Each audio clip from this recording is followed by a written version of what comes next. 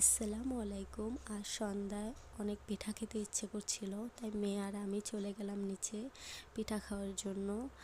তো খালাকে বললাম যে পিঠা দেওয়ার জন্য বাসায় নিয়ে আসবো, তো অর্ডার দিলাম।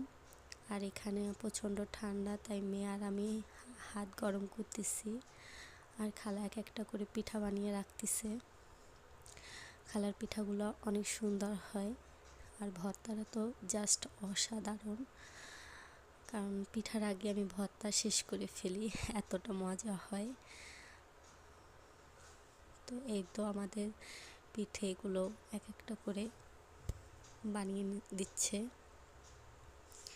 তো খালা রেডি করে দিতেছে, পিঠা বানানো শেষ।